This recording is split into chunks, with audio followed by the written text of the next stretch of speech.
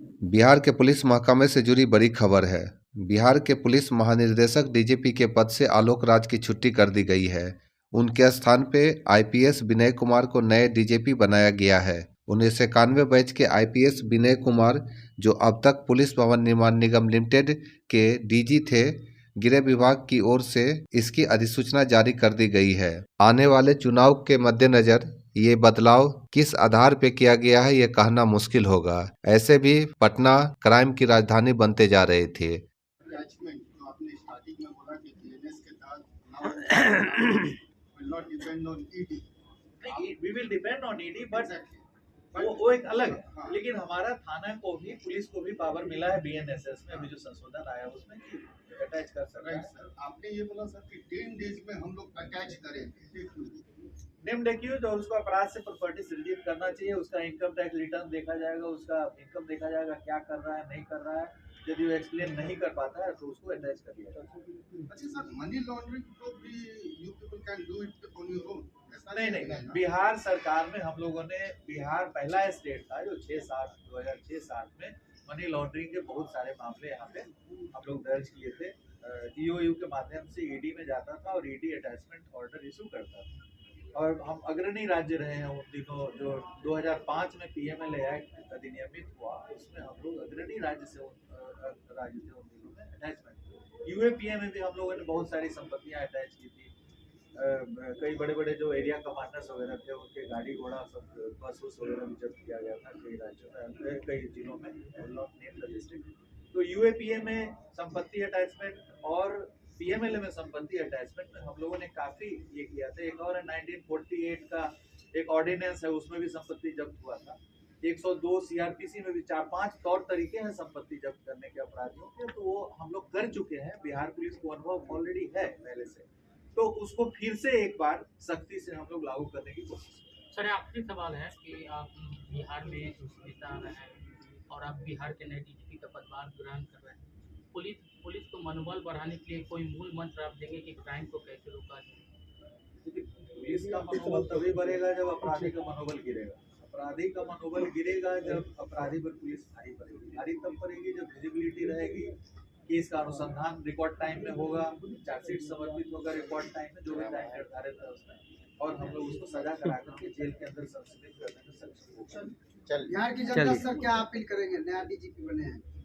बिहार की जनता से हमारी अपील है कि जो पुलिस की व्यवस्था है, अवधारणा है, जो भी कानून है, वो सिर्फ पुलिस के लिए नहीं है, उसमें हर स्टेप पे जनता का इन्वॉल्वमेंट है।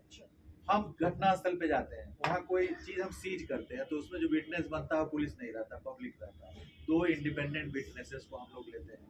हम गवाही लेते हैं, जनता की गवाही लेते हैं कि आपने क्या देखा। जनता फिर जाती है कोर्ट में गवाही देती है। तो एक पुलिस आइसोलेशन में नहीं काम करती है। पुलिस और पब्लिक का एक जो मिश्रण है, वो जब कारगर ढंग से काम करेगी तभी हो सकता है। पुलिस पूरी सख्त है और जनता होस्टाइल हो रही है कोर्ट में जाकर, गवाही नहीं दे रही, तो उससे ऑब्वियसली नहीं होगा। इसलिए ये पुलिस की जो अवधारणा है, जैसे इंग्लैंड में भी कहा गया है कि police is public and public is police, माने दोनों में कोई भेद नहीं है। पुलिस को भी जो पावर है वो जनता को भी पावर है। राइट टू प्राइवेट डिफेंस में जो आप मुठभेड़ कह रहे हैं, वो क्या है? Right to private defence. हम पे क्रिमिनल गोली चलाया, हम भी गोली चलाए, जनता को भी प्राइवेट डिफेंस है। आपको यदि कोई गोली चलाएगा, आप भी गोली चला सकते हैं। तो जो भी पावर्स पुलिस को है, वो मोटा मोटी उन शक्तियों का प्रयोग जनता भी अरेस्ट कर सकती है, लेकिन अरेस्ट करके उसको पुलिस को सूचित करना है। हम अरेस्ट करके थाना के हाजत में सीधे ले आते हैं, हमको किसी को हैंड ओवर नहीं करना है। लेकिन जनता को भी अरेस्ट का पावर है, किसी क्रिमिनल को जनता भी अरेस्ट कर सकती है, लेकिन अरेस्ट करके उसका नियम है कि आपको पुलिस को सूचित करना है। तो जो भी पुलिस को पावर्स है, हमारे पास हथियार है, आपके पास भी हथियार, आप लाइसेंस है हथियार लेकर के आप हथियार रख सकते हैं। तो जितने प्रावधान पुलिस के लिए किए गए हैं, वो जनता के लिए वो सभी प्रावधानों को रखा गया है कानून में। तो जनता से अपेक्षा है कि आप पुलिस के साथ कंधे से कंधे मिला करके और अपराधियों के खिलाफ जिहाद करें।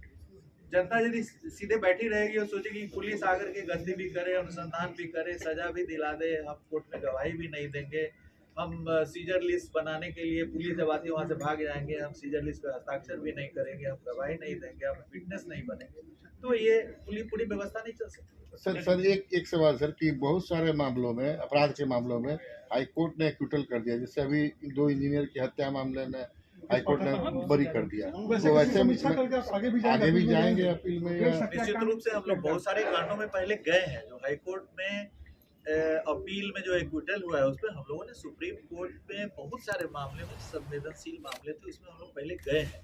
तो उसकी समीक्षा होगी। जो भी अभियोजन का जो हायरार्की है उसमें समीक्षा होगी और फिट पाया जाएगा तो उसमें हम लोग अपील में जाएंगे और हम लोग जाते रहे।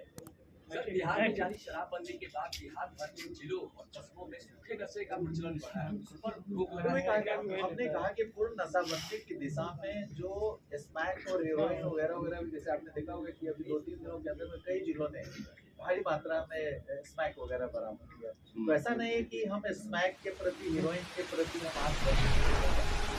हम लोग पूरी तरीके से सचेत हैं, चाहे वो दारू हो या जो एनडीपीएस जो स्वापक औषधियाँ हैं उसके सिलसिले में भी हम लोग सजग, उसको और भी तेज करने की जरूरत है।